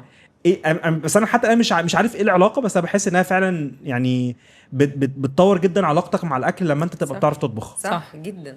او بتبقى بتعمل زي اد اونز للوجبه بتاعتك تعليها. أيوة. صوصات، دريسنجز، مش عارف ايه يعني. انا ممكن اللي هو لو عامله حاجه، عارف لما تعمل وجبه اللي هو دراي مش هتتبلع، وتقوم عامل مثلا جنبها اي صوص تدب فيه مثلا بروتين بالظبط. جريك يوجرت، جريك يوجرت تحط عليه اي سبايسز، او مثلا اللي هو دلوقتي بقيت حتى مش قادره اعمل حاجه، فقوم جايبه جريك يوجرت حاطه عليه نقطه كاتشب نقطه ماسترد ومقلباهم، يلا بينا يلا بينا اي حاجه، والله بيطلع حلو. ايوه صح. فانت بس انت اللي بتعرف تحط حتى التاتش بتاعك، بس تعلي الميل كده، توديها في حته تانية بشويه سبايس. يعني دي بحس انها من المهارات اللي الناس كتير مش بتفكر فيها لما تيجي على حته اللي هو ازاي يبقى بياكل احسن وياخد باله من صحته وعايز يحافظ على الوزن اللي هو خسه او عايز يخس. حته مهاره ان انت تحضر اكلك لنفسك. ايوه طبعا. وان انت تبقى بتعرف تعمل وجبات يعني. اللي انا عارف كده بناقض نفسي لما قلت حته البانكيكس، بعد كده كنت بعترض على موضوع البراونيز والبلونديز بس انا بتكلم مثلا ممكن البراونيز والبلونديز سبيسيفيكلي لان هما بالنسبه لي بيبقى سهل قوي الكونسامشن بتاعهم. بس ان انت تعمل حاجه يعني، حتى لما بفكر ان انا مثلا بعمل اكله زي هوم ميد برجر ولا حاجه سماش برجر، سهل قوي انتوا عارفينه في البيت بيتعمل، بيبقى برضو في نوع من انواع الساتسفاكشن بغض النظر عن الاكل نفسها. طب عايز انط على نقطه تانية. جماعه عايز بس افكركم لو الحلقه عجباكم ما تنسوش تعملوا لايك او تعملوا ريتنج للحلقه، ده غير ان هو بيشجعنا جدا، بيساعدنا كمان ان احنا نكمل ونطور من المحتوى. يعني لو بتتفرجوا على يوتيوب اكيد واخدين بالكم اننا بنصور في مكان جديد غير الاستوديو بتاعنا. المكان ده اسمه كووركر هي مساحه عمل مشتركه فيها كل حاجه انت ممكن تحتاجها، اوض اجتماعات، مكاتب، اوت دور اريا، وكمان فون بودز. انا شخصيا ما كنتش اعرف يعني ايه فون بودز لحد ما شفته، والاجمل من كده ان هم عندهم مرونه، فتقدر تعمل ديلي باس او ممكن تعمل اشتراك شهري على حسب اللي يناسبك. فلو عايز مكان تركز وتشتغل فيه من غير دوشه، كووركر هو المكان المناسب. طيب حاجه تانية عايز اروح ليها، وحد بيخس وهو في الرحله بتاعته ان هو يخس وخس خلاص وعايز يبدا يحافظ على الوزن اللي هو خسه. اغلب الناس بتبدا تفشل في الحته دي او بتبدا تضعف في الحته دي، يعني مع ان الدايت هو بسيط بس مش سهل، بس مع ان في ناس بتنجح فيه في الاخر، بس انت بقى تحافظ على الوزن اللي انت خسرته، ودي برضو بتبقى مش سهله، بالعكس دي ممكن تكون المرحله الاصعب. في تجربتي الشخصيه واللي انا بشوفه مع نفسي ومع الكلاينتس اللي عندي، بحس دايما او بلاقي ان حته ان انت توزن نفسك دي مهمه جدا عشان تقدر تحافظ على وزنك. however مع البنات الموضوع مش كده، فانا عايز اعرف انتوا تجربتكم انتوا الشخصيه وحتى اللي انتوا بتشوفوه في الشغل، هل انتوا برضو بتحسوا كده ولا لا؟ انا بقول لكم تجربتي، انا بلاقي دايما مع البنات لا خالص. موضوع في بنات ممكن تبقى بتوزن نفسها every single day، وده من اكبر الحاجات اللي بتكون body dysmorphia. هتلاقي 3/4 البنات مش they're not content with the way they look، حتى لو كانت وصلت لحته انت شايف انها perfect. وغلط اصلا ان انت كل يوم هتوزن في جيفنز مختلفه. انت ممكن مليون الف حاجه تاثر على وزنك على الميزان. you cannot weigh yourself every day.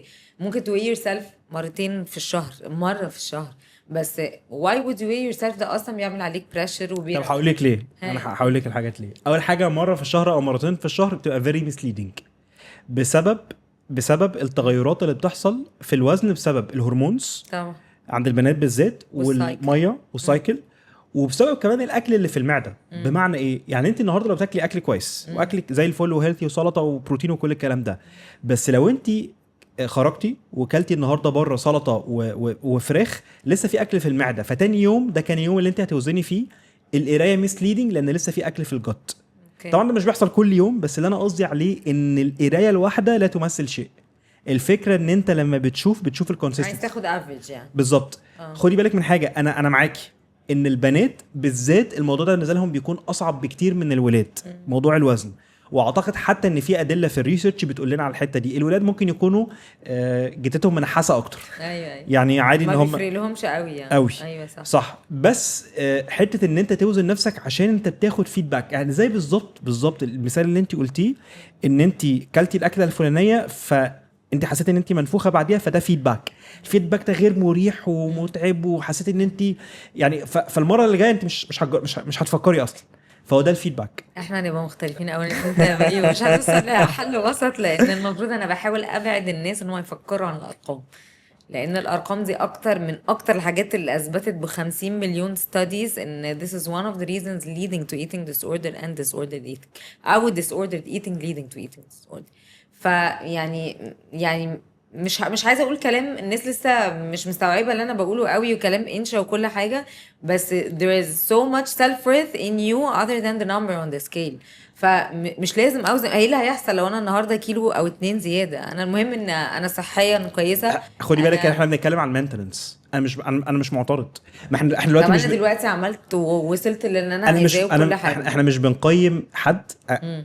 يعني احنا بنتكلم بالنيابه عن الشخص ماشي، بس احنا مش بنقيم الشخص نجح او فشل في حاجه. في فرق ما بين طب ما انا لو طلعت ولقيت نفسي زايده ما انا احس ان انا فشلت. لا هي مش فشل، هي ده فيدباك ان الاكل اللي انا باكله probably انا مش ات مينتنس، انا بحاول اكون في نفس الحته اللي انا وصلت لها. الرقم ده مش حاسبت عليه لان على مدار اليوم نفسه الوزن بيتغير، صح كده؟ انا لو صحيت وزنت نفسي لقيت 80 كيلو، على اخر يوم عادي ان انا ابقى 82 كيلو. طب وده طبيعي لان انا بدخل اكل. بس انا لو تاني يوم لقيت نفسي 83، اليوم اللي بعديه 83 ونص، لقيت ان في ترند ان انا بجين ويت، فانا افهم كده ان الانتويتيف ايتنج اللي انا مفروض ماشي عليه باشا، انت مش انتويتيف ايتنج، انت بتشتغل نفسك. اوكي. فهو بس فيدباك ليا، لان ايه الطريقه التانية اللي انا اماجر بيها؟ طيب انت دلوقتي شايفه الطريقه اللي انا بقولها دي مش صح، لا قولي لي طريقه تانية. لا ما عنديش مشكله، ما عنديش مشكله. قولي لي طريقه، ايه الطريقه التانية اللي انا هشوفها؟ بس الجول كيب الجول ان مايند. احنا هنا خدي بالك برضو من حاجه، انا السكوب بتاعي لما انا بشتغل مع حد، انا I'm not a psychologist ولا هي psychiatrist، انا ماليش دعوه بالحته دي. هو جاي عايز يخس ويحافظ على وزنه، فانا الدور بتاعي ان انا اساعده ان هو يوصل ده واديله الادوات. طبعا ممكن نتطرق لحاجات بره ده، بس برضو within السكوب. فاديني انا بديل. قولي لي يعني ايه سؤالك تاني؟ معلش بفهم تحديدا السؤال. لو انا دلوقتي weighing myself، انا تاني انا مش معترض ان البنات الموضوع بيكون بالنسبه لهم مرهق، ومش شرط انت قصدك ايه اللي هيخليني اعرف مونيتور يعني بالظبط الويت مينتنس بتاعي؟ انا بالنسبه لي بتيب ميجرمنتس، هعمل تيب ميجرمنتس كل اسبوعين اتاكد. مش معترض صح، لان كل اسبوعين كل اسبوعين ده فيه 5 كيلو ممكن يبقى زياده. خدي بالك انت مش يعني احنا بنتعامل مع افراد يعني ممكن يبقى في طبعا 5 كيلو ممكن يكون ببالغ، بس انت فاهمه قصدي ان ممكن يكون في خلال الاسبوعين دول حصل يعني حصل حاجات كتيره قوي، وفي داتا انا I didn't capture. انا بقول لك من واقع تجربه شخصيه. انا لو شخص وزنت نفسي وعملت تيب ميجرمنت كل يومين، انا مش معترض. انا على فكره حتى لو انا عايزه اعمل مينتنس 100% بس احنا ممكن نوصل لحاجه في النص. لا انا بعملها. لا انا يعني مش فاكره امتى اخر مره وزنت نفسي، بس انا مثلا كواحده في مينتنس، اصلا انه حد يقول ان هو في مينتنس يبقى هو بنسبه 80% مقتنع بشكله بالظبط. ماشي والكي هو انا فان هو او بياخد بريك من الدايت، او بياخد بريك من دايت. انا بحب بس يعني هو ماشي. لو قلت له يوزن برضو اكتر من مره في الاسبوع، هو هيبرون يعني، فاهم؟ مش هيحس انه اكتر من مره في الاسبوع. يعني انا يعني يا جماعه انا كنت هوصل معاكم الحته في النص، كنت اقول لكم الولاد مختلفين عن البنات، وانا متاكد من ده، مش معترض على ده. والبنات انا عمري ما بقول لبنت توزن نفسها كل يوم، بس مرتين في الاسبوع اتليست، عشان او ما نستخدمش الميزان. يعني اصل ساعتها الميزان هيبقى بوينتلس، لان يعني اصل بديل الميزان، البديل بتاع الميزان اللي الناس بتستخدمه ايه؟ الانبودي، اللي هو يعني اكثر منهم كارثه. حته ان الداتا ممكن تبقى غلط من غير انا مش عارف يعني انا ما عنديش ما اقدرش اتاكد من صحه so many givens ممكن تأثر على النتيجة قصدك بالظبط يعني. بالظبط يعني احنا بنقول لك من واقع التعامل مع الستات اكتر صح. فالموضوع ده بيخليهم يعني من obsessed التعامل أكتر. معاهم هم مش هيعملوا اصلا لو انا قلت لهم اوزنوا يعني لا، انا ولو اصلا لما عملوا باخد هيobsessوا قوي. بالظبط يعني هم يا اما مش هيعملوا يا اما هيobsessوا. طب ايه العادات اللي بتشوفوها مترابطه مع ان حد يبقى ناجح في الويت مينتنس؟ اتفضلي. الحاجات اللي هو على فكرة ممكن ان تكون هو بره. يلاقي اول حاجه شكلك في المرايه، لبسك عامل ازاي. لا ممكن لا، الحاجات اللي هو انا بيعملها بتكلم على قصدك عاده. ولا ايه العادات اللي انتوا العادات؟ بتشوفوها مترابطه؟ يعني ممكن يكون العاده دي ان هو بيتمرن كونسيستنتلي ايا كان العاده. كده كونسيستنت موفمنت ايا كانت ايه هي الموفمنت. بالظبط. الناس اللي بتتمرن، الناس اللي بتتحرك، الناس اللي مش كسوله اللي هو أيوة. من الاخر بالظبط. يعني بتنزل تتمشى وقت ما تكون قادره، بتروح تتمرن لما يكون في وقت او حاطه لنفسها سكادجول في الاسبوع.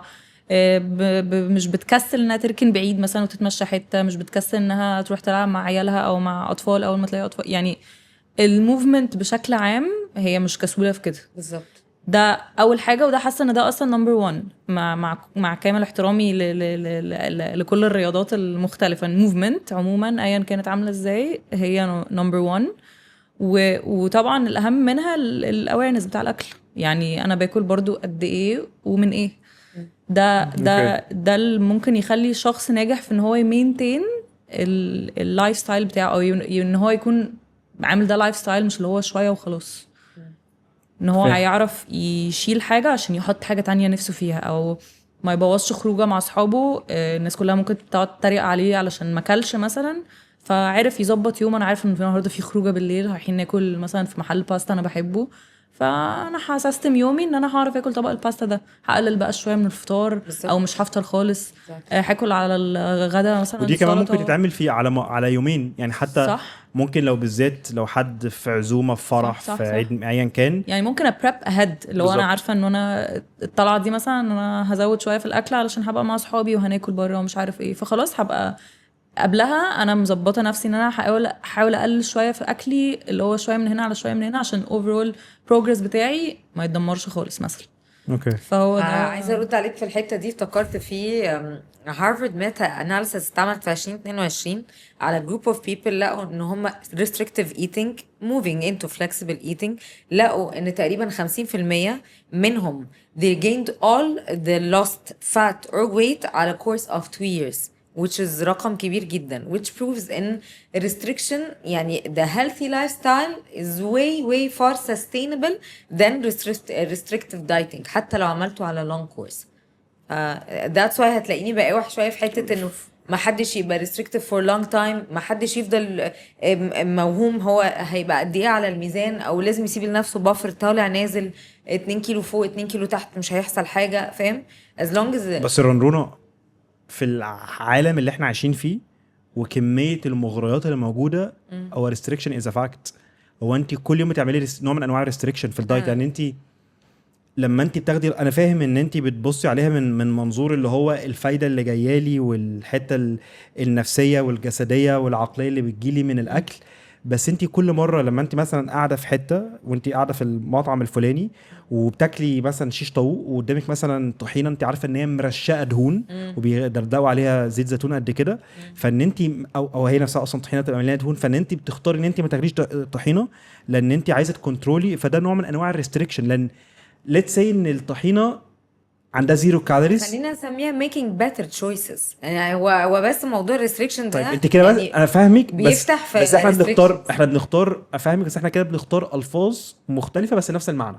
مش معترض ممكن, بس انت بس في الاخر احنا لازم نعمل ريستريكشن, لان يعني احنا عايشين في بيئه هي بتزقنا ان احنا نزيد في الوزن, هي بتجبرنا ان احنا نزيد كميه المغريات. حتى لما احنا حتى لما انت فاميلي داي وعايزين تخرجوا او هتاكلوا في حته, مش هتروحوا تاكلوا في محل سلطه, هتروحوا تاكلوا في محل بيعمل اكل حلو. لما انت كنت بتسافري مع عيلتك, انتوا بتختاروا اماكن اكلها حلو, وهي دي التجربه الحلوه اللي انتوا بتقضوها. اقول لك على معلومه يعني كنت برضو عرفتها قريب, حاجات غريبه جدا. لما الريسيرش بيقول ان في ناس نجحوا ان هم يحافظوا على الدايت, ده معناه الناس نجحوا ان هم يحافظوا على 10% of the weight lost. تخيل الرقم يعني لو واحد خس 10 كيلو حافظ على كيلو، ده بالنسبه للريسيرش ان هو هي سكسسفully maintained الوزن. فالرقم يعني ارقام بتبقى مخيفه في حته الويت ريجين. بس انا خلينا نرجع تاني للعادات، لان حاسس الحته دي مهمه قوي. العادات اللي احنا محتاجين او اللي انتوا بتشوفوها مترابطه مع ان حد يقدر يحافظ على وزنه. فاحنا اتكلمنا على التمرين، اتكلمنا على الدايت، اتكلمنا طبعا على حته ان انت تبقى اوير وواعي الاكل اللي انت بتاكله. في حاجه تانية يا رنا من وجهه نظرك او من خبرتك شايفه ان هي بتبقى مترابطه برضو مع الويت مينتننس؟ لا زي الحاجات اللي احنا قلناها في الاول، السيكونس اوف الاكل، تهتم قوي ان انت تاكل فايبر عشان تشبع، تهتم قوي بالكواليتي اوف اكلك عامله ازاي، تفوكس انت ممكن تزود ايه good for your health في اليوم، تتخلص من ال all or nothing mindset. ده بالنسبه لي هو الحل، يعني انه يا انا عامل دايت يا انا هي all or nothing mindset في اي حاجه يعني في اي حاجه، بس يعني this is the key to maintenance من وجهه نظري. يعني لو انا مش ماشيه بالمبدا ده هعرف امنتين، لان انا هاخد راشنال قرارات. انا لو باخد راشنال قرارات مش هتخن قوي برضو، خلي بالك. يعني انا لو عقلانيه في اللي انا باكله هوزنها، لكن انا لو انا حاسه ان انا لا النهارده انا مبوظه او واخده بريك من الدايت فهخربها، فاهم؟ هو المايند سيت بتاع البريك او التشيت ميل او هاكل براحتي دي اصلا دي مشكله. فهي بقى هي فعلا فرق مسميات، بس هو احنا بنتكلم السب كونشس بتاعنا حقيقي. لا بس ده مش هسميها مسميات دي بالذات، دي هسميها فريمينج، اللي هي انا ببص للاكل ازاي، اللي هو المنظور نفسه من حته انت تبص على حاجه حرام او غلط بس انا هعملها النهارده كده، او حاجه النهارده اكنك انت تشرب سجاير في الخباثه. هي تبقى عامله زي كده.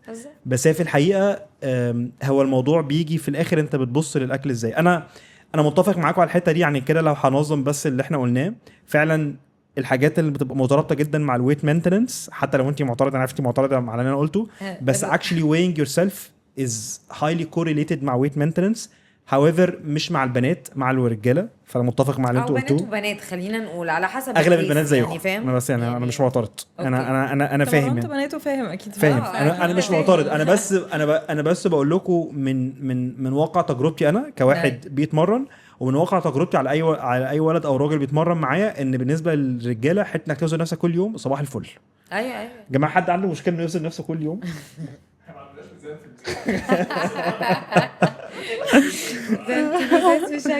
فدي الحاجه لا انا بقول لك كده وانا جوزي بيوزن نفسه كل يوم، يعني ما عرفتش اعمل حاجه في النهايه يعني، بس بقعد اقول ان ده مش صح، فاهم؟ بس خلاص يعني احنا متفقين. الحركه فعلا الناس يعني الحاجات اللي هم بيلاقوا العادات اللي هي بتبقى فعلا مربوطه بالناس اللي بتحافظ على وزنها، فعلا حركه ديلي موفمنت، التمرين ده بتفرق جدا. اعتقد ده عشان اصلا بيحطك في مود معين. بيخليك تبقى انت يعني بيظبط بقيه الاختيارات بتاعتك على مدار اليوم. وبعدين عشان بجد يعني انا عارفه ان انت عايز تفصل كويس قوي الاكل عن اللايف ستايل، بس هما الاثنين بيسيرفوا بعض. ما انت التمرين ده بيبالانس يور بلاد شوجر ليفل، فبالتالي كريفنجز بتاعتك بتقل، فهم ديبلي كونكتد. ما ينفعش ده ما يبقاش مرتبط بالنوم يعني كل حاجه فاهم؟ كله مع بعض. وقت ما انا كنت بتمرن انتنس شويه كروسفيت مثلا من كذا سنه، كنت ببقى جعانه زياده عن اللزوم. فاكيد التمرين الزياده عن اللزوم صح. او هو في علاقه بالكيرف كده، ان انت ما بتتمرنش جعان، تتمرن مظبوط الجوع قل، تتمرن جامد قوي جعان. طب انا هحكي لكم على قصه بقى. انا بيومي كان بيمرني بقاله 3-4 سنين. المهم انا جيت له at some point وقلت له النهار عصبيا، انا بعمل كل حاجه، انا باكل صح، انا بتمرن 6 ايام، كنت بتمرن وقتها 6 أو 7 ايام في الاسبوع. خلاص ما تكملش، عرفت المشكله. عرفت المشكله خلاص. قال طيب احنا لازم نفهم ان انت اوفر تريننج، فالكورتيزول عندك عالي قوي، فمهما عملت مش هتخسي. That's why your cortisol is keeping your metabolism من الحرق. فظبطنا تمرينتي انها بقت 4 ايام في الاسبوع، باخد بريك في النص في الريكفري وبريك. سبحان الله، خسيت عادي. حسيت بسرعه البال وبقيت مش مصدقه نفسي. This is what I'm trying to tell you، ان هي ممكن يبقى اكلي هو وفي الاخر ما وصلش النتيجه. فاهم قصدي؟ وانت كنت من الناس اللي قالت لي ده وشجعتني على ده، و on ground this is what happened. مش معترض على صح 100% صح. فهي كلها collection حاجات كلها integrated ببعض. It's not just only about foods يعني. طيب الحاجتين بس اللي عايز ازودهم بس عشان نقفل حته الويت مينتننس، ان الحاجتين برضه عشان احنا قلناهم عايز اكد عليهم. فايبر انتيك، الناس اللي بتحافظ على وزنها دايما بتاكل فايبرز كتير طبعا. فدي الاثنين دول مرتبطين ببعض، ومنطقي لان الفايبرز بيملى البطن وكالوريز فيه قليله، والحاجه اللي بعد كده البروتين. طبعا هو اغلب الناس دلوقتي عارفه ان البروتين صح، في مهم awareness على جدا، البروتين. بس احنا يعني عشان اكد على الحته دي ان البروتين كمان من الحاجات اللي انا بعتبرها فورجيفنج، هي مسامحه، هتسامحك جدا. هتزود مني شويه يا عم عادي يا عم، مش هحسب لك الكالوريز دول. بحس طبعا هو اللي انا قصدي عليه هو الثيرميك افكت اوف فود، ان هو بتستهلك يعني كالوريز اكتر في الحرق في الهضم. فبحس ان دايما البروتين مسامح. فدي من الحاجات اللي هو الحاجات اللي بنلاقيها دايما موجوده مع الناس اللي قادره تحافظ على وزنها. مش طب انت مع ان البروتين تاكله كله في وجبه واحده او وجبتين، ولا ان انت تديفايد على مدار اليوم؟ بصي هفكر فيها في حاجتين. النهارده مثلا كان عندنا يوم تصوير، دلوقتي مثلا احنا بنصور الساعه دلوقتي مثلا بتاع 10:30، فانا ما اكلت اخر مره اكلت كان الساعه 12. ايوه. فانا اكلت كميه 12 بروتين الظهر؟ 12 الظهر. فانا اكلت كميه بروتين مخيفه اه مخيفه. ليه؟ لان انا عارف ان طول اليوم مش عارف اكل. اوكي. فده بالنسبه لي اسهل طريقه عشان اكونسيوم بروتين. بس في اليوم العادي لا طبعا افضل ان انت البروتين انا Divided. على الاقل 3 مرات. ليه؟ لان انا بدور على هنا الاوبتيماليتي، بدور على احسن يعني احسن حاجه باقل مجهود، اللي هو 3 مرات في اليوم. بس بالنسبه ليوم واحد كلت مره صباح الفل. بس الاغلب الناس dividing البروتين ديفايدنج البروتين. ما دام طبعا هيكون متماشي مع الجدول وكده، ده هيكون تمام. اكتر من كده بحس ان هو اوفر كيل. بس هو يعني صعب قوي. ما تافورش بقى. مش على ايه يعني؟ بالظبط على ايه يعني؟ اصلا اكتر من 3 وجبات يعني. طبعا في ناس بتبقى عشان جعانه عادي، مش بتكلم على كده، بس بتكلم ان حد انتشنلي يكون عايز ياكل وجبات اكتر. بتكلم انا ودانيا في الموضوع ده دلوقتي، فحسيتك بصيت لها. انا مش عارفه هو كان قصده عليا. لا اصل انا فكرت بصراحه فكرت في ناديه مراتي يعني. بجد. بس بنتكلم ان انا يعني زي الاطفال بالظبط، ممكن اكل كل 3-4 ساعات بس عشان تاكلي بورشنز. تاكل بورشنز قليل صح؟ لا ما مش عارف. مش لا يعني مش شرط يعني. علشان كده انا بحاول اقلل في البورشنز علشان انا عارفه ان انا كده هجوع. اوكي. بس انا حتى لو كلت نفس البورشن بتاعتك انا هجوع بعد 3-4 ساعات. يعني 4 ده كتير حاسه، مش يعني ممكن 3-4 هبدا ان انا يبان عليا which is اوحش. بس the window of 3 to 4 hours is perfect. يعني احنا دايما في المينتنس لما بنيجي نعمل مينتنس مع حد بنقول له حاول ان انت ما تاكلش in a window of 3-4 ساعات، لان اقل من كده ده بيعمل fluctuations في البلاد شوجر ليفل، ممكن يجوعك اكتر. يعني ده حاسه 3 يعني 4 ده بيبدا ان انا يعني بدات ان انا ابدا افكر بقى، ما افكرش في حاجه غير في الاكل. أيوة. وابدا ان انا يبان عليا ممكن يعني انت تاكلي كده 4 وجبات ولا 3 وجبات؟ لا يعني ممكن 3 ومثلا وسناكايه 2 سناكس او 2 سناكس كده في النص. اوكي. بس حاسس ده منطقي يعني. يعني ده يعتبر اكنك تاكلي بروتين شيك بتاع التمرين ده وخلاص. تمام يعني. طيب جماعه عشان برضه نبقى خلصنا الحته دي، امتى الكالوري كاونتنج مناسب وامتى الفلكسبل دايتنج مناسب؟ عارف احنا قلنا، بس انا بس عايز اراجع الحته دي. امتى بتشوفوا الكالوري كاونتنج مناسب وانت المفروض تعمل كالوري كاونتنج وتعد الكالوريز وتحسب وتوزن؟ لما يكون حد مش عارف ان هو يوصل للهدف بتاعه بالفلكسبل ايتنج، لو لقى ان هو بيوزن زي ما انت بتعمل مرتين في الاسبوع ومفيش تحسن بيحصل او بالعكس في زياده، فلا في مشكله، يلا الكالوري كاونت. صح. او حد محتاج ستراكشر في حياته، مش او ستراكشر صح. او يعمل. انا شايف دايما نقطه البدايه ما دام مفيش حاجه هسميها ايه اللي هي ريد فلاج يعني مفيش حاجه كده ريد فلاج اللي هو اصلا عنده مشكله بنجينج او في حاجه. فتمام. انا شايف بالعكس يعني. انا بحس دايما كايديوكيشن هي فاندمنتال، لازم تبدا بتديك اساس كده عشان تبدا، عشان منها تقدر تبيلد عليها وتوصل للمرونه في الدايت، وانك تبقى حاسس بالجوع والشبع والحاجات دي كلها. ما ينفعش في حد يجي اصلا كلاينت يجي لي من غير ما اديله ستراكشر الاول، ما قدامه كل الكالوريز مكتوبه صح. بكل حاجه البريك داون عامل ازاي and then you move forward. بس ما ينفعش. طيب الانتويتيف ايتنج ان دلوقتي ان انا دلوقتي مش بدايت، انا باكل لصحتي، عايز احافظ على وزني ايا كان، بس دلوقتي ما فيش هدف كتغيير في الوزن. ايه الحاجات اللي انا المفروض احس بيها؟ المفروض you get intact of your fullness and hunger cues. في ناس بجد ما بتبقاش عارفه هي امتى جعانه بتاكل وخلاص ولا امتى شبعانه، فبتبتدي بقى تعودهم على ده زي فورماتس بيملوها او جونز بيملوها، امتى هم دي فيل فول، امتى حسوا ان هم 80%، ان هم يحاولوا يقوموا من كل وجبه يبقوا بس يبقى في كونكشن ان يبقوا عارفين ايه ده. انا تقريبا دلوقتي بقيت 80% فول، فانا محتاجه ابطل اكل. انا تقريبا دلوقتي جعان. تبتدي تعرفهم ايه يعني ايه الفرق بين فيزيكال هانجر وايموشنال هانجر. فيزيكال هانجر بيجي لك جرادولي، الايموشنال هانجر بيهت فجاه، ولما بيهت هتلاقي نفسك مش قادر تاكل بيض مسلوق او تفاحه، في حاجه معينه انت عايز تاكلها. ده غالبا ايموشنال هانجر. you just they get to understand themselves more. يعني ده basically الشرح. طب انت مع ان هو لما يجيله الاحساس بتاع الايموشنال هانجر ده ان هو يمشي وراه ولا يعمل ايه؟ لا، بيبقى في كده زي 5 points بنقعد نتكلم فيهم مع بعض. طب لما تعمل اول حاجه اسال نفسك do I really need this right now؟ هو ده اللي انا عايزه. am I frustrated؟ انا حاسس بايه دلوقتي؟ and then go distract yourself. قوم صلي، اشرب كوبايه ميه، حاول تعمل اي حاجه وارجع تاني شوف لو احساسك بنفس القوه. this might be physical hunger. if not this is most probably emotional hunger. this is when it comes in handy بقى ان انت تملأ. I send them a fillable form كده، مش form journal بيبعتوها. انت when this hits طلع موبايلك، افتح الفيلبل فورم اللي عندك، اكتب how food feels now والايموشنال جورنال بتاعك معاك. انا حسيت كذا. بيبتدوا يعرفوا تريجرز. يعني في ناس ابتدوا يعرفوا تريجرز ايه اللي بيجيب لي في حد معين، الموقف الفلاني، في حاجه معينه بتحصل.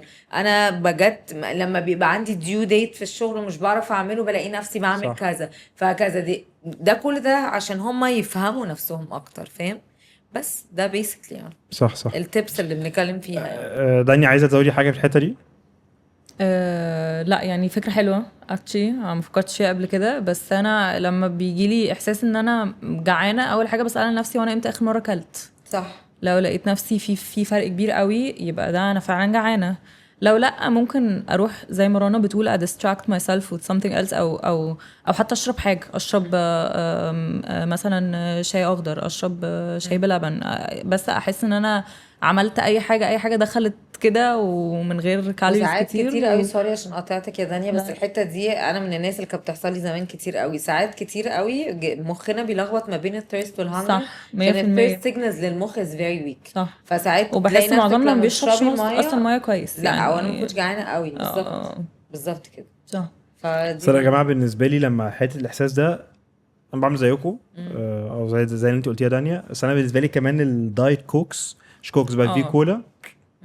ايه ده والله العظيم؟ في ايه؟ اي حاجه لا زيرو كالوري، ميه فواره، الحاجات دي كلها اي زيرو كالوري درينك فعلا هو ده اللي بيبقى. نفسي ابطل سوفت درينكس. ليه؟ يعني سوبر بروسيسد سيبك ده عالم مثالي كده احنا اوصل له في يوم من الايام. لا بس هي من الحاجات اللي برضو بتساعد جدا ان انت طبعا بتفرق تقدر تقلل الفود نويز والدوشه اللي بتحصل في كميه المغريات. بس انا ممكن توصل ليوم اشرب 3 كانز، ده مش صح. فاهم؟ هو يعني هو لسه اعتقد انت لسه برضو بعيده عن الخطر، بس 3 برضو مش قليل. بس تمام يعني كده اصل انا بفكر فيها انها بتقفلك حاجه تانية. صح. الحاجه التانية دي كانت هتبقى يعني بلاعه يعني هي ابرك يعني حاجه زي كده. طب جماعه في اي supplements بتحسوا ان هي worth considering when it comes to weight loss؟ في اي حاجه supplement؟ طبعا انا عندي راي بس هحتفظ بيه لنفسي، اسمع رايكم الاول. بس في اي حاجه انتوا بتحسوا ان هي مفيده في حاجه زي كده؟ انا راضي عليك هيكون هوليستيك برضه، فمش عارفه هيعجبك ولا لا بس قولي يعني الوقت نظرك. لما حد بيبتدي جيرني اوف ويت لوس، ما انا لازم اكفر كل حاجه مره واحده. انا ممكن لازم اكفر ديفيشنسيز، فلازم اديله مالتي فيتامين بروبر، يكون ثيرد بارتي تيستد، بايو افيلبل، حاجه محترمه، وننفست في نوع نظيف ندفع فيه. تاني حاجه اوميجا 3، حاجه الوحيده اللي بناخدش كفايتنا منها من الاكل، وبتقلل الانفلاميشن. والانفلاميشن هو اكبر ريزن لكرونيك ديزيزز قد كده، واكبر ريزن للميتابوليزم بروبلمز او ميتابوليزم ديسفانكشن. وتالت حاجه مغنيسيوم جلايسينيت عشان النوم يتظبط. عشان لو مش لازم جلايسينيت، ممكن اي نوع مغنيسيوم صح؟ على حسب الكيس يعني. بس بيسكلي لو انت شخص بتتمرن وعايز تظبط نومك، مغنيسيوم جلايسينيت. والله انت عندك بقى مشكله كمان في الكونستيبيشن، هتاخد مغنيسيوم ستريت، وهكذا. ديبيندز على انت انديكيتد لايه. فاهم قصدي؟ بس الحاجات دي كلها مش هدفها الويت لوس. انت بتتكلمي على اوفرول هيلث اند ويل بينج. ما هو اوفرول هو هيلث اند ويل بينج هيرفلكت على الويت لوس. ده اقتناع الشخص.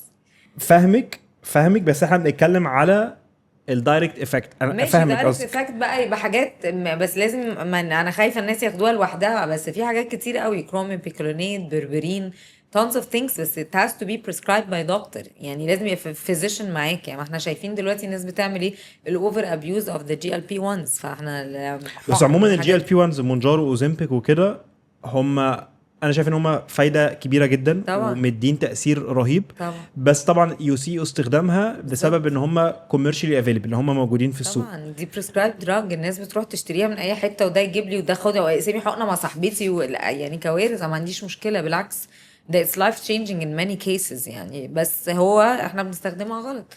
احنا it's a prescribed drug احنا بنجيبها لوحدنا بنديها لنفسنا بنكتب الدوزز لوحدنا ومايكرو دوز لوحدنا ونتيبر لوحدنا.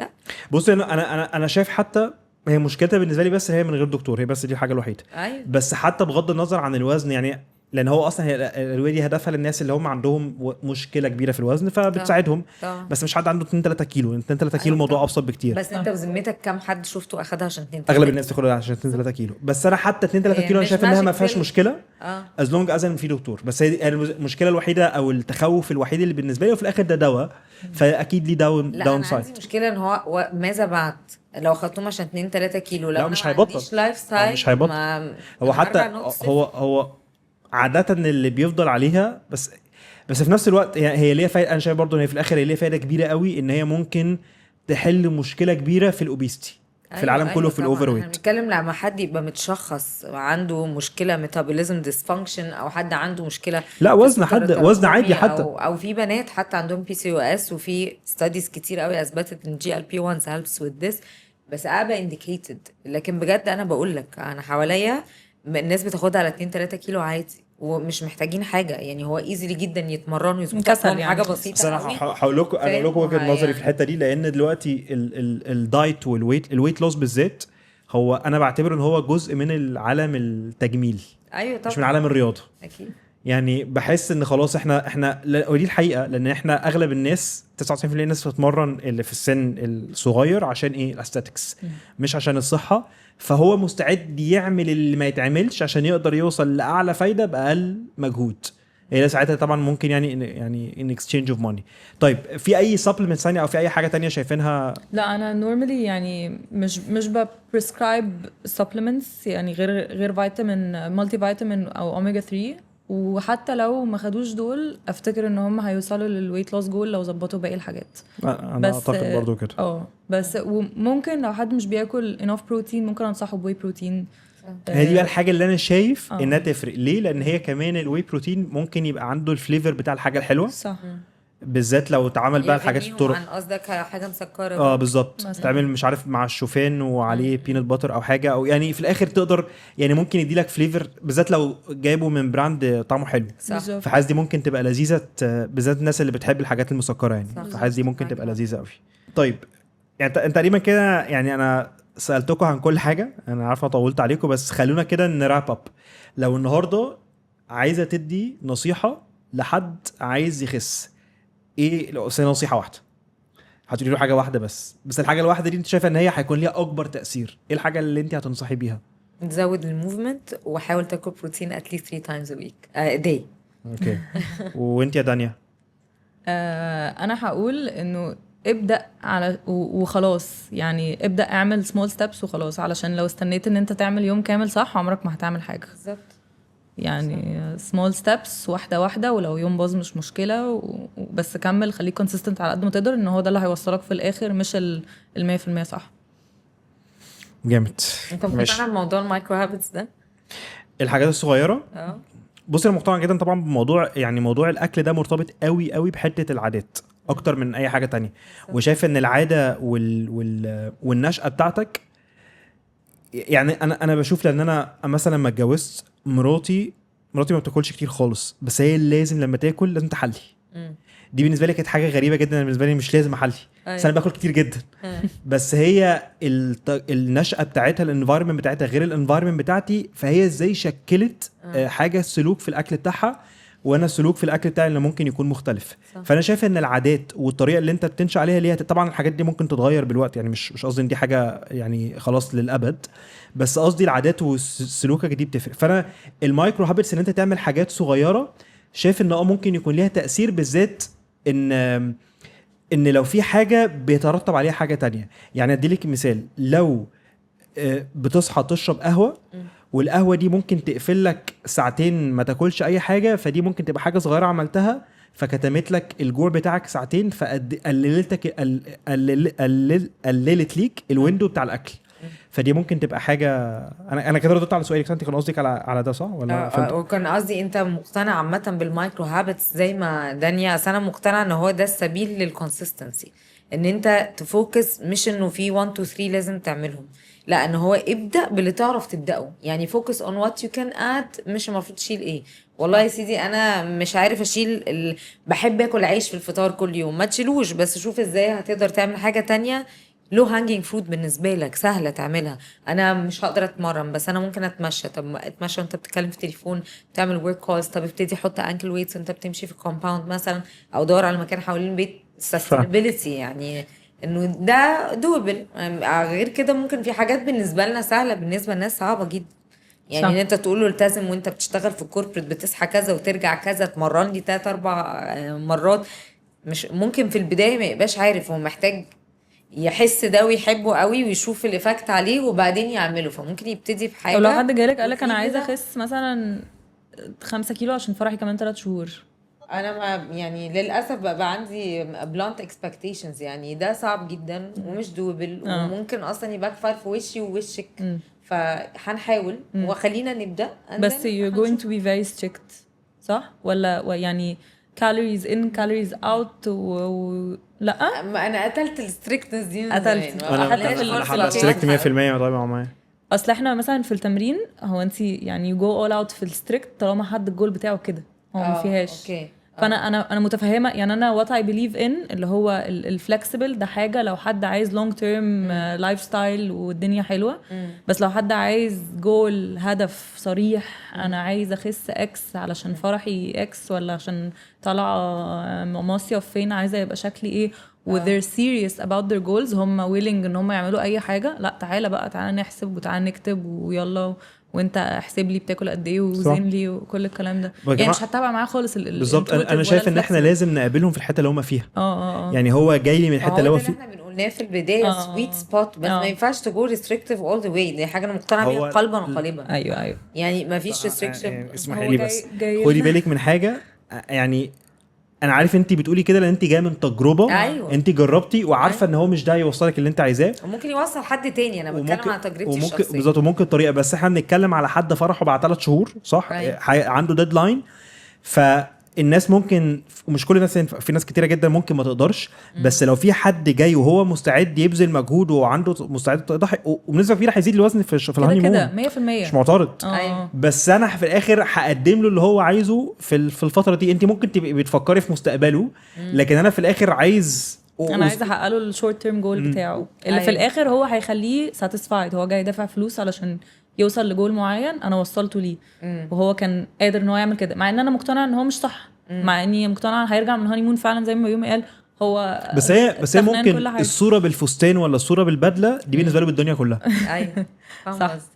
فدي حاسس لان وده يوم ما بيتكررش. صح. هسيب روم فور فلكسبيليتي برضه تو بي اونست، يعني اصل انا مش معترض اكتر ما هي اصلا الموضوع كله موتر هي في الاخر احنا نقدر نتفق يعني عليه. على فكره هي ممكن توصل للجول وذ فلكسبيليتي، هو ده اللي انا عايزه اقوله لك، لكن اكستريم ستريكتنس يعني بدل ما هي عايز تخس 10 كيلو ممكن تخس 8 كيلو. بس الفكره في الستريكت ان انت بتاخدي السيف سايد اللي هو انت بس احنا برضه عشان نبقى حاسس ان احنا بنتكلم بنفس اللغه بس بنقول تيرمز مختلفه. هو انا ممكن اكون ستريكت بس في نفس الوقت يبقى في روم فور فلكسبيليتي عادي، يعني انا ممكن يكون في الاخر انا هقول لك انا هعملها ازاي.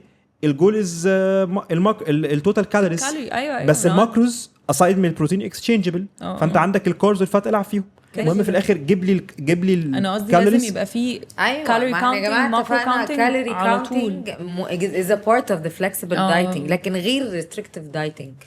هو عايزين نبعد بقى عن restrictive dieting. طيب كده انا عارف ان عشان كلمه ريستريكشن انت شايفاها كباد ليبل، انا شايف ان ريستريكشن في الاخر ان انا مقلل من حاجه. ريستريكت انا مقلل من حاجه، في ريستريكشن مش حارم، بس هي مش فوربيدن فود، بس هو فعلا في ريستريكشن. فانا مثلا عامل ريستريكشن في الكوربس ان انا مثلا مانع 3 انواع بس انا عندي نوعين، فانا كده ده نوع من الريستريكشن. فانا حاسس ان احنا كلنا متفقين. لا يبقى لو انت يو ادرست كده ايوه طبعا. لا ما انا هقعد اقول لها احنا هنفوكس مثلا على بطاطس وبطاطا، سيبك دلوقتي من الرز والمكرونه، لو عايزه تاكلي عيش هناكل ساوردو احسن شويه من ان احنا ناكل كذا وكذا، اشرح لها كل حاجه. لكن ده يعني فهمت قصدك من وجهه ان احنا مفهوم الريستريكشن عندنا ده بالنسبه لي مش ريستريكشن بالظبط احنا يعني هنبدل. فاهم؟ هنبدل. والاكزامبل اللي انت قلتيه حته انت تاكل كالوريز النهارده زياده، فانت هتبارو من الكالوريز اللي في الوجبه اللي قبليها ولا وجبه تاني يوم، ففي الاخر نلاقي ان اليومين على بعض طلعوا في حصلش الاخر مشكلة. بالظبط. ايوه ففي الاخر نوصل للمعادله ان هو في الاخر يقدر يوصل للي هو عايزه في الفتره اللي هو عايزها يعني. صح. غير جلد ايشوز بس يا جماعه، جلد ايشوز دي بنقعد نعالج فيها سنين بعد كده. دي حقيقه. ماشي يا جماعه، شكرا جدا وبس كده.